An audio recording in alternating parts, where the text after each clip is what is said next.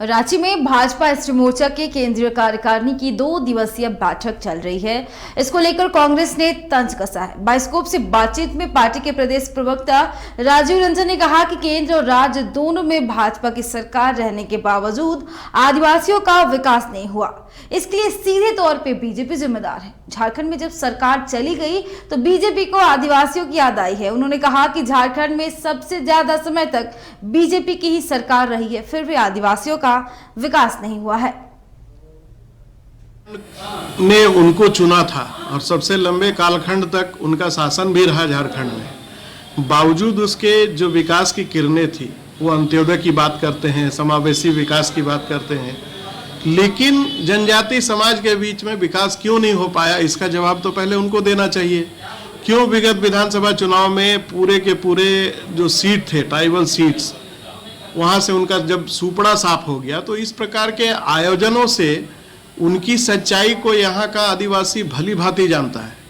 किस प्रकार से सत्ता से जब बाहर रहते हैं तो अच्छी अच्छी लच्छेदार बातें करके, लोक लुभावन बातें करके दिग्भ्रमित करने का जो प्रयास किया जाता है, और वास्तविकता के आईने में जब सत्ता में होते हैं तब वो विकास की किरणें वहाँ क्यों नहीं पहुँचती हैं, जबकि डबल इंजन की सरकार थी। आखिर कौन से ऐसे कारण थे कि पूरी तरह से आदिवासी समाज ने भारतीय जनता पार्टी को नकारने का काम किया? क्योंकि यहाँ का आदिवासी बहुत ही भोला सरल स्वभाव का होता है, और उन्होंने दोनों हाथ से भर भर करके भारतीय जनता पार्टी को देने का काम किया। आप देखें कि लोकसभा के चुनाव में किस प्रकार से भाजपा के सांसद यहाँ से चुनाव जीते। यहाँ सबसे ज़्यादा कालखंड तक इसका शासनकाल रहा, ये भी बताने की आवश्यकता नहीं है।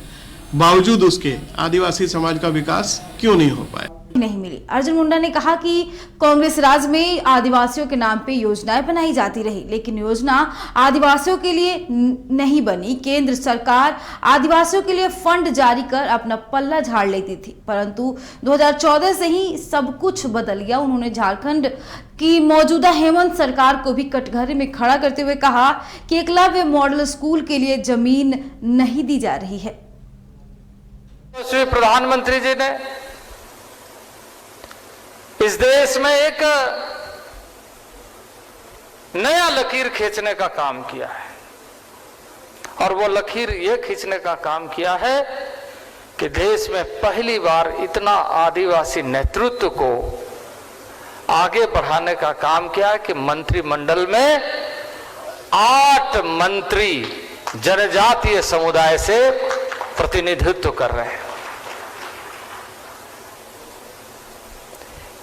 इस तरह का मंत्रिमंडल और इस तरह की भागीदारी देश के आजादी के बाद पहली बार हुआ है। तो भारतीय जनता पार्टी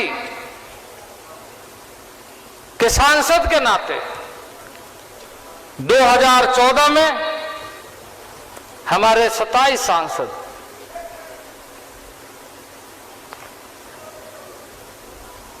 हमारी कुल संख्या के दृष्टि से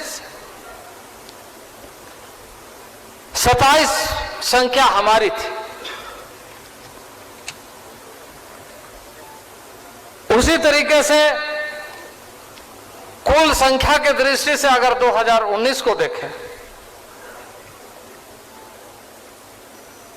तो जहां 46 में से 27 संख्या 2014 में थी, वही 2019 में 46 में से 31 संख्या सांसदों की भारतीय जनता पार्टी की है।